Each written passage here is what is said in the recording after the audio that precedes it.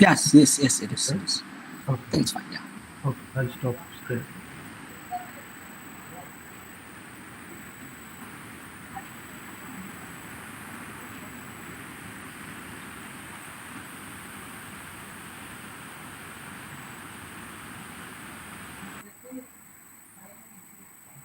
Hi, Gauri. Thanks for joining in.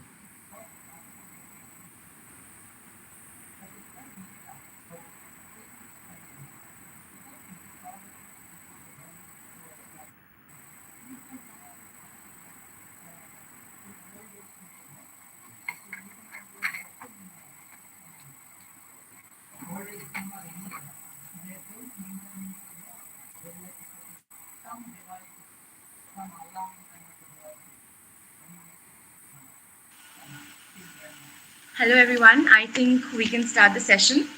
So, welcome. Good afternoon.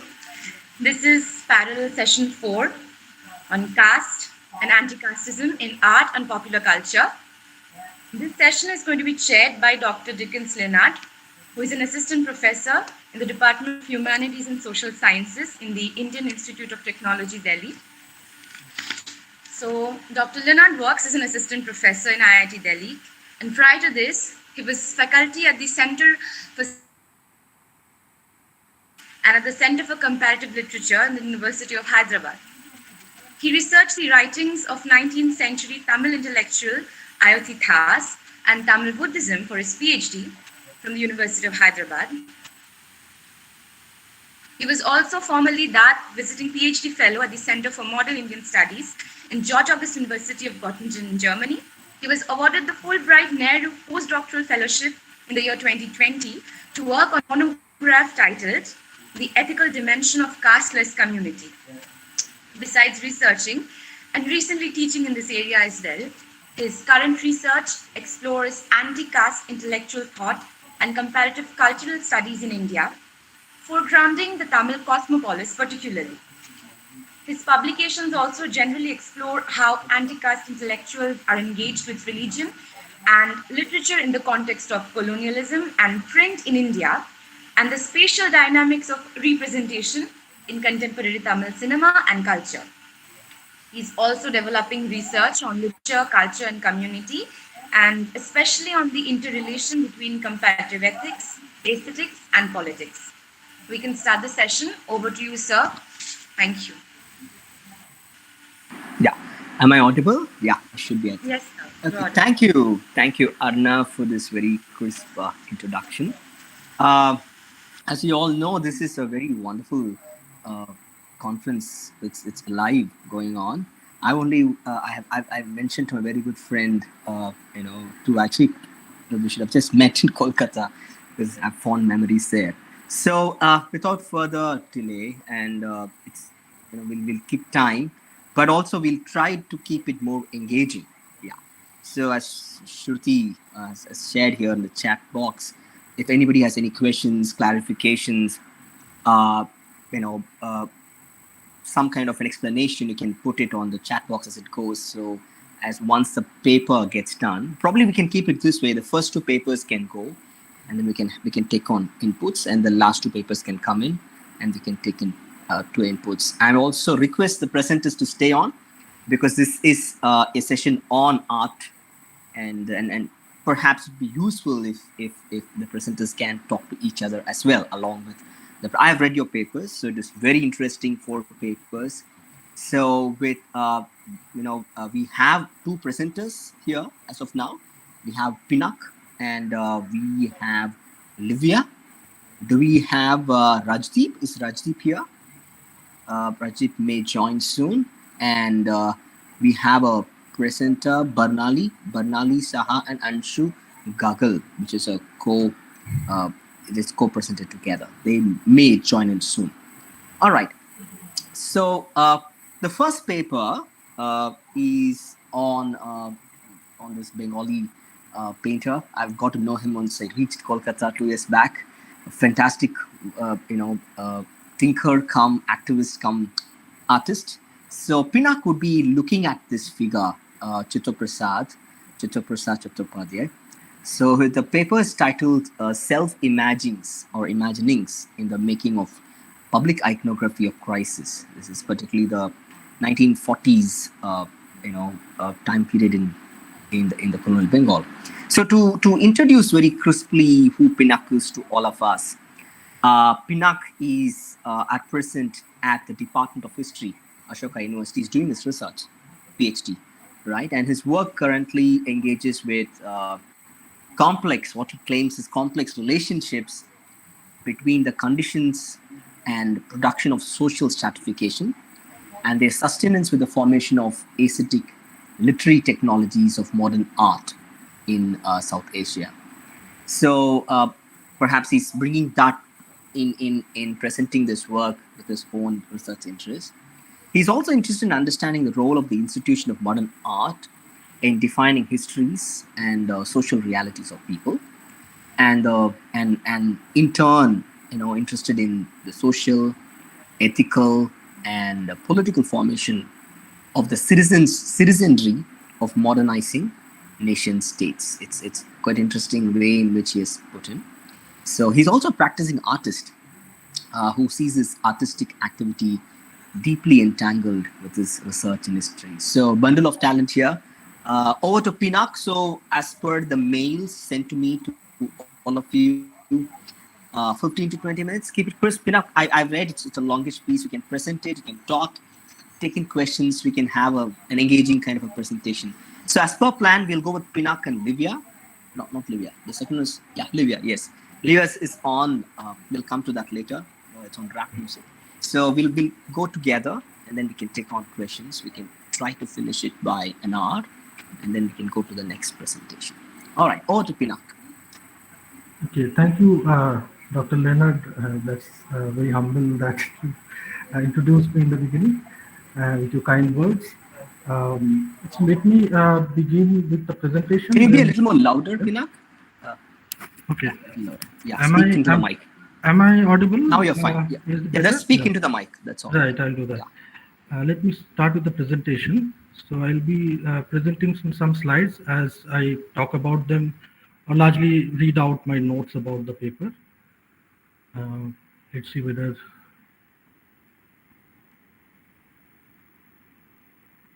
Is it up on the screen?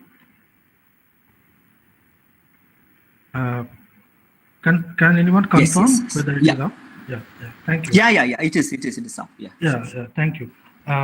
Okay, so this presentation is part of larger body of work, or more like a work in progress, and it's still in a very kind of preliminary stage, and I'm not sure whether it will make a lot of sense, but I'm sure it will at least give some nuances of what I'm trying to argue in that work.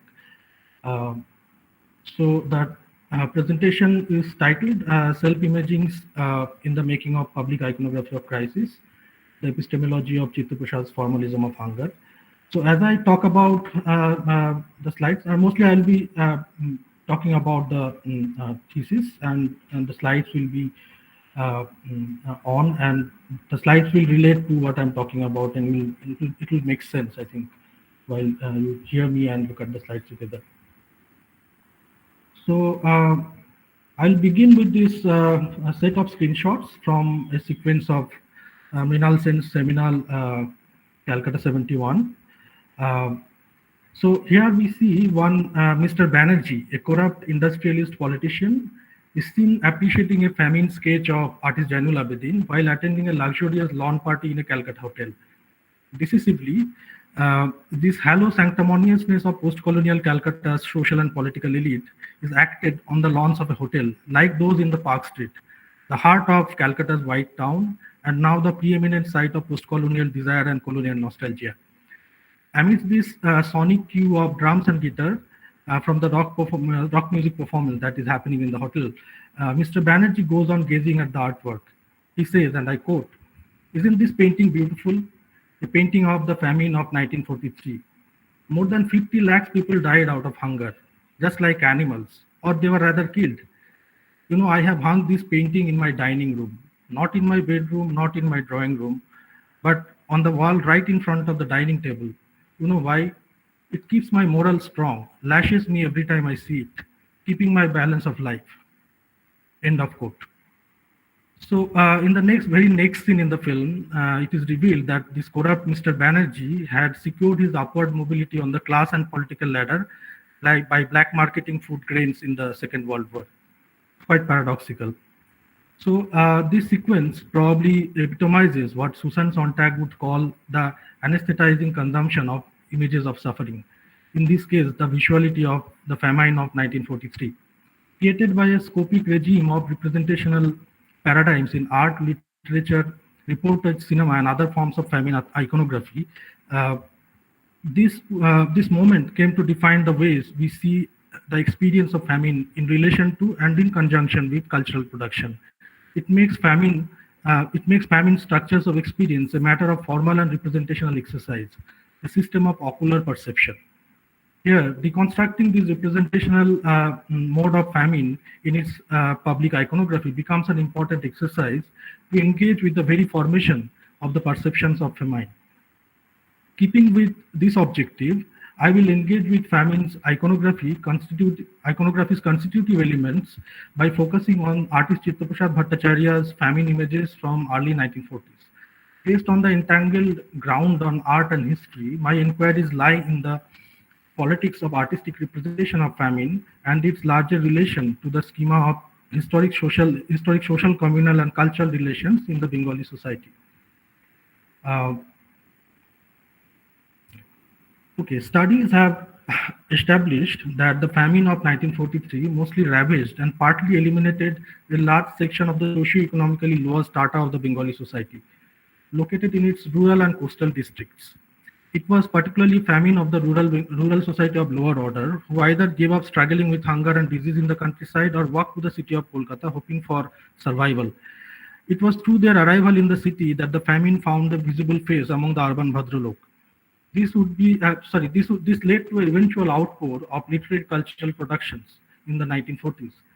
Chittaprosad Bhattacharya's depiction of famine was probably one of the most influentially articulated one, alongside his comrades like Somnath Ghose, Shamar Dasgupta, and Moni Roy, who was working under the instructions of Communist Party of India, henceforth CPI, and artists like Zainul Abidin, Nirod Majumdar, Govardhan Ash, Gopal Ghosh, Paritosh Sen, and many others from the Calcutta group. Some of them were already partly drawn to the left cultural movements, also painted images of famine in various individual modernist conventions. These engagements largely differed from those of card-holding partisan members working directly under the requirements of CPI. However, interestingly, by disposition, the trope of viewing, framing, and evoking the tragedy of famine in their work remain pictorially and affectively connected, often seen as forming a coherent whole of socially responsive or realist art in art history, or progressive art as some ideologues had called it, presenting a unified meta-narrative of art and social responsibility. So on screen there are few paintings and drawings and some reportage, publications, literature on the famine. But it was artists like Chittaprosad and Somnath Ghose and photographer Sunil Jana who had witnessed the famine in a sense of its original expansion and continuity. They were primarily sent by the Communist Party as frontline reporters to record on-ground reality of famine and send illustrated reports to the party's publication office. This would get eventually published in the party journals like People's War and Janajuddha. Besides their printed circulation, these pictures were often exhibited as part of party congresses, mass political gathering, Kishan Sabhas, agitational programs with a common purpose of using art as a communist political pedagogic tool. For partisan artists, sketching and reporting from the field meant participating in the struggle itself, the struggle against fascist imperialist forces. This rhetoric of artist direct contact was partly driven by Mao Zedong's 1942 Yan'an Conference speech on problems of art and literature. Mao had urged the artists and cultural workers of the party to assimilate with the masses through their art. I quote, to participate in the actual struggle of workers, peasants, and soldiers, and to portray and educate them, end of quote. The origins of an emerging formalism of hunger that happened in Bengal from early 1940s lies in this urge to assimilate through art. Here I employ this word formalism, this term formalism, not in its strict modernist art historical sense, but in a wide-ranging attitude towards viewing, framing, representing feminine as a form, which is not limited to style or conventions and its subsequent production of a certain kind of visuality. Chittaprosad's images of famine acquired an iconic status. Let me show the images. Yeah, Chittaprosad's images of famine acquired an iconic status through the mass reproductions and almost became synonymous to the context of famine. His modes of approaching the famine, his cultural gaze, his testimonial distance, dimension of artist male body, formation of mannerism from a relatively secure location, perception of tragedy, its aesthetic consumerism served a template through which famine would be seen as a signpost of engaging with times of crisis. So here you see some photographs and sketches. Sketches are by Chittaprosad and photographs are by different artists. In early 1944, Chittaprosad compiled his first-hand eyewitness report of famine in Midnapur and published it as a book titled Hungry Bengal. The book carried a selected group of 24 black and white sketches, along with a report on the encounters during the journey. Hungry Bengal actually inaugurated a public iconography of hunger. Interestingly, though this book never saw the light of the day in public domain, being destroyed in all by the raids of British police, its method and mannerism would remain a defining frame not only for Chittaprosad, but a relevant in the crew of visualizing crisis in the long durée of decolonization. Conscious of the split between the dual roles, artists like Chittaprosad consciously upheld their artistic integrity, while their work as party's documentary journalist was largely predefined. As Chittaprosad later recalled, I quote, I started for a wide sweep of tour around all the districts of Bengal, beginning with Chittagong, and I started it with full awareness and urgency and responsibilities and problems, including my own limitations of my primary purpose as a reporter of famine, but I was fully self-conscious as an Indian artist too. End of quote. This leads us to think of a question, and that is, can we place the production of famine iconography within the limits of direct documentation alone, where artists' subjective construction of truth was parallelly in function? So I argue that on screen there are more pages from the book Hungry Bengal, probably the lone surviving copy that exists. Okay, so I argue that this complexity can be engaged with by approaching the dual time these artists inhabited during their famine trips. During these trips, Chittaprosad's responsibilities primarily included visual recording, making notes, recording testimonies and interviews. This process of documentation, visual, textual combined, had to be observant as well as timely and quick. Time played a very crucial role in determining this mode of documentation. Given the economy of time and limits of drawing tools used by Chittaprosad, his sketches were not meant to be completed in the field. In field, he prioritized the multiple roles he assumed, those of a reporter, agitator, organizer, explorer, and a pedagogue. The primary investment in the field was to draw suggestive outlines of his subjects, sometimes preparing observational studies in minimal lines and memorize the scene. And after the day's trip, he would return to a shelter, which was often organized by the party or a local comrade, and settle his family home during his Midnapur trips. The sketches made during the day would be given their final form in artist's post-trip solitary sessions. This time was not charged with preoccupation of the realist artist reporter's accountabilities, but was more of a confrontational time, which is low romanticist artist self, arriving at the subjective truth. Somnath Hor, who accompanied Chittaprosad during the famine trips, had observed these methods. He recalls that Chittaprosad, and I quote, Chittaprosad was my first teacher. Whenever I went to Chittagong, I had the privilege of his company. From morning to dusk, I would travel across the field with him. And at night, under the dim light of the lantern, I would see him instinctively filling up the pencil sketches done during the day with brush and Chinese ink. Chittaprosad would juxtapose thicker ink lines over the suggestive pencil outlines, following diverse methods of engagement ranging from shading in directional ink strokes, broken lines, instant repetitive patterns, to heavy brush strokes from an ink-loaded brush, linear hatchings, crotch hatchings, etc., mostly delineating feminine's corporeality in each evocative detail. In the Hungry Bengal cities, there are instances of faithful observational studies. On screen, you see some of them. There were drawings developed from rapid sketches and drawings made entirely from memory and even imagination. For example, these two drawings right now on the screen, the one on the left is made from memory, which doesn't have any trace of preliminary outlines, and the right one is made out of observation. But both of them finds a place in the same album. And this particular drawing, this was a scene that he had never witnessed.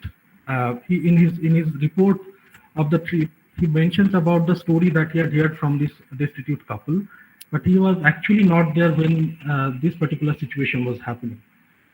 So that record is there, but we don't have the time to read it out. But the thing is that he later imagined how it would have been, how they might have been suffering in the absence of him viewing them.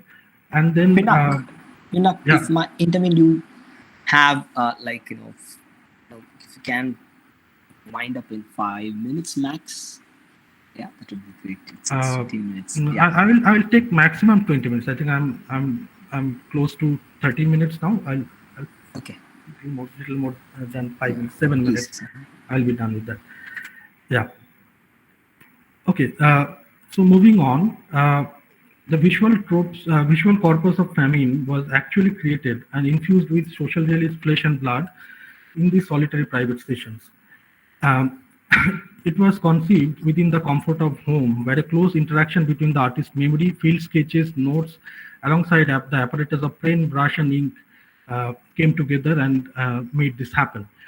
It is this session that it is through this session that the speech in these sketches would become the language in drawings.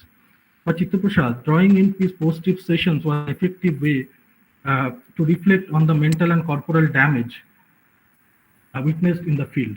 His emphasis on the varied imprints of famine, such as perished bodies, infectious shrinking screens, projecting bone structure, ambivalent terror-filled expressionless eyes, almost suggests a relieved moment of pain, as if the artist entered and extracted them from the sensory realms of suffering. It goes beyond the mere similitude of documentation. So this way, Chittaprosad was not only reliving the moments of encounter, but he was also attempting to relieve the hunger and pain of the destitute subjects. The variety of drawing techniques Chittaprosad employs to constitute the hungry bodies suggests the magnitude of his psychological investment in them. Maud Ailman's The Hunger Artist, Starving, Writing and Imprisonment talks about a pervasive cultural model of self-denial for the purposes of producing good literature since Romanticism, where eating becomes a metaphor for compliance and starvation a language of protest, and rejection of food becomes the rejection of intolerable social constraints. Ailman uses the analogy of a sarcophagus, where in fact, in the act of writing, the writer writes himself or writes themselves into the coffin. The sarcophagus, so named by the Egyptians because it was supposed to eat the corpse within, thus hinting that writing in itself is a process of sarcophagi. Here, the writer has to starve their flesh in order to feed the words. So Chittaprosad's increasing identification with the destitutes is similarly reflected with the treatment of his own body. There are accounts mentioning that besides a common anorexia, his solitary time was often involved therapeutic crime, deep contemplation, internal self-talk, extending it to a physical emotional stage where word and verbal thinking were outdone. Through various tropes of literary and dietary performative violence, he was utilizing his body to reconstruct his self-image. As a communist, his duty was to assimilate with the subjects of his art to become a true people's artist. This was a futile attempt to tide over the irreconcilable void of his artistic social subjectivity, which had its genealogy in his anglicized elitist cultured male Bhadralok upbringing with Brahmo and Arya Samaji socialization, infused with its bourgeois morality, and historically rooted in the upper caste landed gentry's perversion of power. Within Bengali communist ideological world, this could have been seen as a practice of Srenichuti, choosing to become declassed by giving up material privileges as well as the outlook associated with the upper caste background. However, as Chittaprosad, sorry, however, sorry, however, as Dr. Rajarshi Dasgupta's work shows, that the nature of conversion in process of declassing remains remarkably fragile and reversible, only to become reclassed again because declassing became a matter of lifestyle choice. Within this aporia of famine drawings, Chittaprasad's self-talk goes beyond this declassing trope. It becomes an initiation into an anorexic death drive. In the longer logbook of his life, these early experiences eventually created a stage for a self-imposed, self-destructive predisposition and gradual isolation and renunciation. Chittaprasad's enigma lies in his self-inflicted starvation, where he repeatedly fed his art with his starved ravenous flesh, while paradoxically trying to recover from it within the same process of sarcophagy. In conclusion, I'd like to say that the representational paradigm of famine images is deeply rooted in the socially stratified caste-generated subjectivities and their inability to reasonably self-identify with the effects of artistic engagement. This incompleteness of self-identification and self-formation leads to a greater conflict led by complicity, guilt, and empirical inability to process any change. However, as a hallmark of famine's representational paradigm, this conflicted site of formalism of hunger should be seen as an epistemic signpost originating from Bengali left cultural intelligentsia and its limits of social subjectivities in creating any radical political aesthetics. This might help us to unsettle the ways we perceive famine and reassess the political destiny of famine images. With this, I end my presentation. Thanks everyone for bearing with me. Thank you. I'll stop sharing. Thank you, Pinak. Yeah, you can stop sharing. Thanks for this very interesting introduction and analysis, and also for keeping time and following the instructions. I hope we have a long discussion. Yeah. It's truly interesting. Yeah. So let us now move on to the next presenter. If you can just mute your mic, Pinak. Yeah, I'll do that. Livea Thekkekara, right? Miss Livea is a senior lecturer at the International School of Management from Bengaluru, and she also is doing her PhD from the Christ University, Bangalore. So her research interests lies in the areas of world literature, tribal literature, Dalit literature, film studies, and rap music, and that's where the paper is going to be concentrated on. So she has titled the paper "The Politics of Dalit Identity" in the Marathi rapper Vipin Tatad, who's a sensation in YouTube. People follow Vipin Tatad's contemporary rapper. Tatad's rap music video as cultural resistance. So it's a nice, interesting paper, and this field is a kind of a burgeoning field, artistic resistance in all language regions. And over to Livea to see us through what she has to say about Vipin Tatad. Do you have similar 15 to 20 minutes? And then we can break out for discussion today, both with Pinak and Livea. Over to Livea. Good afternoon, everyone. Can you hear my voice? Yes, we do. Okay, I am. Thank you so much, Dickens, for introducing me.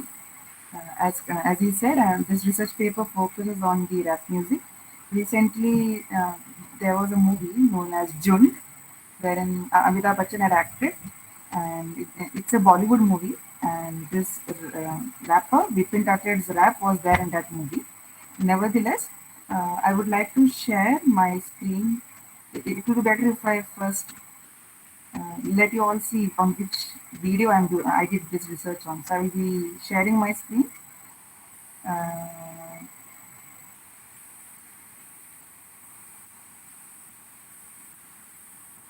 Can you see the screen? Not it. Yeah. What you can do is you can, if it's a little difficult, you can put in the message the YouTube link, and Okay. probably people can, if it doesn't work, if the screen doesn't work. Okay. Is it working now?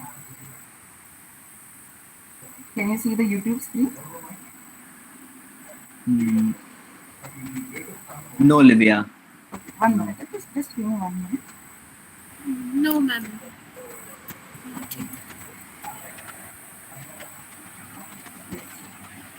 Can you see the screen now? Yes, yes.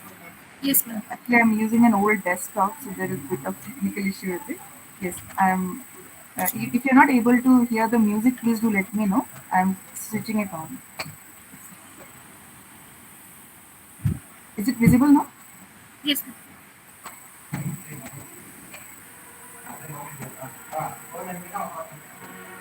समस्या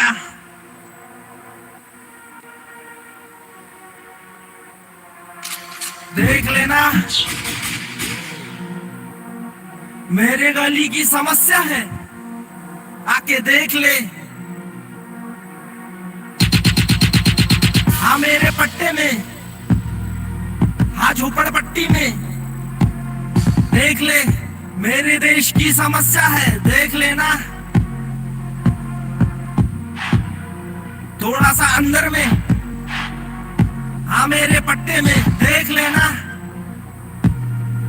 आके थोड़ा देख ले, देख ले आके थोड़ा, झाक के पीछे थोड़ा शासन की हावे ढंकी में नोटंकी थोड़ा, फेंका था कचरा ऐसे जोर से मैंने डस्टबिन में, पैदा हुआ था जब मैं अमरावती के डबलिन में, नाम वीआईपी काम नवाब भी पूछ ले पट्टे में, थोड़ा सा जंतर मुझ में अंतर देता मंतर, आके पूछ ले मेरे पट्टे में, ना हो यकीन तो आके देख ले मेरे पट्टे में, आके झोपड़पट्टी में, हटके है सोच मेरी हटके है, तू बच के रे तर रटके रे, थोड़ा सटके है तित फटके है, मेरे गली के सब गब्बर है सब मुज्जर है, आके थोड़ा देख ले, सब गब्बर मुज्जर एक जगह पे, पी के धंधला एक जगह पे, करते मुजरा एक जगह पे, पड़ी तो थप्पड़ एक जगह पे, आके देख ले एक जगह पे, यहाँ छोटे मोटे ऊंचे नीचे सब बराबर, यहाँ हरे नीले लाल पीले सब बराबर, खाना खाने की समस्या है पर सब बराबर, पानी पीने की समस्या है पर सब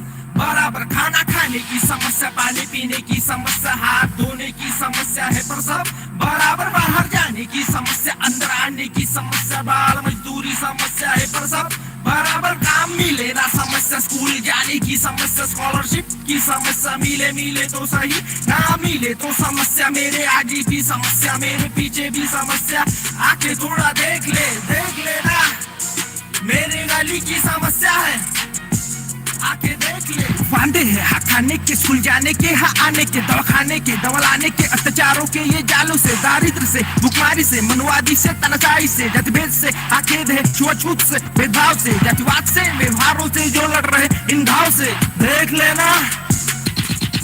बड़े बड़े नेता लोग आके वोट मांगते, देते भाषण और नोट दारू जोक मारते, मेरा देश मेरा देश मेरा देश यही कहते हैं, रंगों में गाय को फिर तुम अपने आप को बांटते हैं, कुत्ते से काटते फिर अपने आप में बांटते हैं, थाली में बांटते फिर थाली को ही चाटते हैं, आज भी मेरी बहन सुरक्षित नहीं सड़कों पे, सोई है जनता और सोते बच्चे सड़कों पे, फोकट का खर्चा है फिर चार बात की चर्चा है, इसमें भी ध्यान दो फिर जाके पूरा ज्ञान दो, इस समस्याओं का कुछ तो समाधान दो, और आगे तो बढ़ते जा रहे पीछे भी थोड़ा ध्यान दो, मेरी गली की समस्या है ध्यान दो, मेरे गली की समस्या, मेरे गली की समस्या, मेरे गली की समस्या, आके थोड़ा देख ले, नगर की समस्या, मेरे नगर की समस्या, तेरे नगर की समस्या, आके थोड़ा देख ले ना, हाँ मेरे पट्टे में, हाँ झोपड़पट्टी में, देख ले, मेरे देश की समस्या है,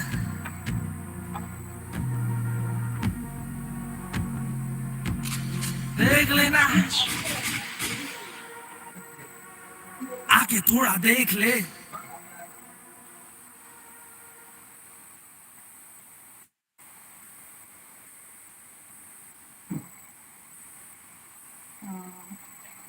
Were you all able to watch and hear it? Yes. Okay. Yeah, Uh, yeah, yes. yeah. So I will be now sharing my MS Word document.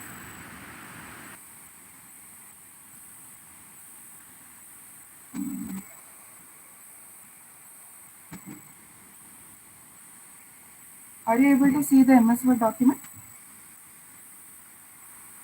Hello. No, Livea, why don't you just present the major arguments? It'd be good.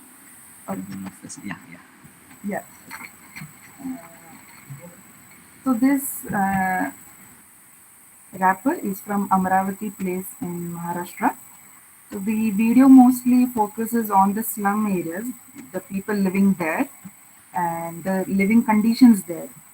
So this music video does not 101% portrays about Dalit issues because there are many other issues portrayed in this video. So I was trying to focus on the Dalit images and the issues and the rapper was trying to create because we think that only autobiographies and short stories, dramas, these texts are more important. They reflect more about Dalit issues and all.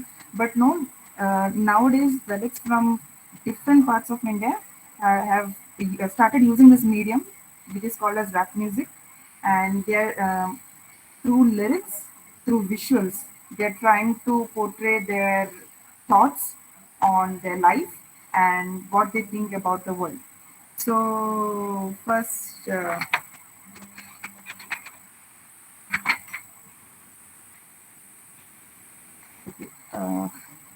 the thing is,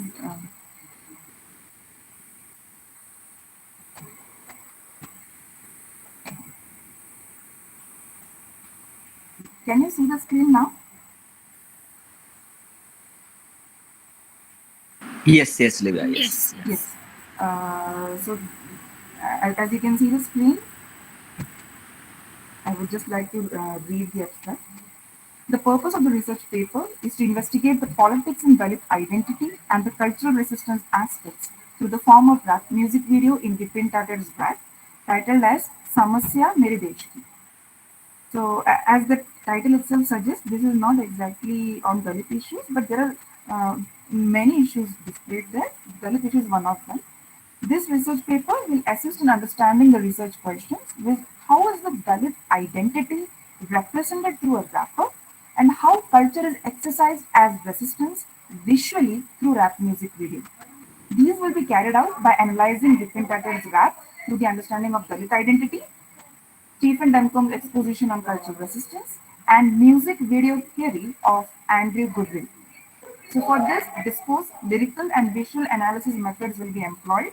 The methodologies to understand the research will be Dalit studies, rap music studies, and music video studies. As Sir said in the introduction, I'm doing my PhD on rap music video. So when I read many research papers and books, I came to this understanding that more research is done on black culture, gangster culture, psychotherapy, crime culture, and Jewish culture through rap music. But studies on rap music, especially on Dalit rap music, is very rare. I have seen it in seminars, I have seen it in conferences, but PhD thesis on this medium is not available. So yes. So in the beginning, I have given what is the meaning of Dalit, what is the meaning of caste system, and the word Dalit is defined in myriad ways. The word Dalit is taken from the Marathi word Dalan, meaning a class that is exploited. And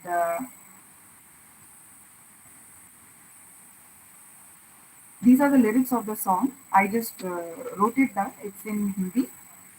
It has been written in English. It's a transliteration. Now, the true meaning of identity is the fact of being who or what a person is. There are multiple factors that make an identity. The way we think about ourselves, the ways the world considers us, and our general features all encompasses identity. Identity is not just one aspect, there are many aspects for it. Likewise, there are many factors that leads to the formation of Dalits. But Dalit identity is not merely it not merely expresses who Dalits are, but also conveys their aspirations and struggle for change and revolution. Now here, in the video that was played earlier, we can find different types of Dalit. The Dalit people are not just following Buddhism; they also follow different religion like Hinduism, Christianity, Islam. So here, the rapper in the music video says that "Yaha hare nile lal pile sab barabar."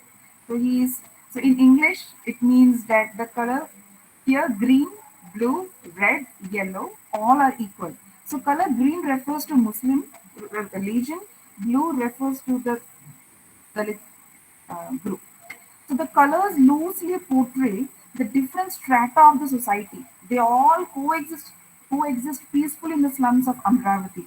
So there, not only Dalits but also Muslims and other religion people are staying there. Next, moving on. Um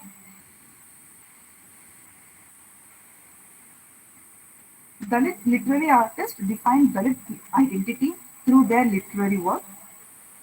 Through their creative works, they critically evaluate the past, present of the Dalit community. They trace their historical roots. They use their imagination and expressions rooted in their own imageries and expressions and perceptions. Now, the paper presented before me, it was very exciting to see different photographs portraying hunger in the streets of Bengal. So even here, if you have seen the video, the rapper has even the traces of hunger is there in this video.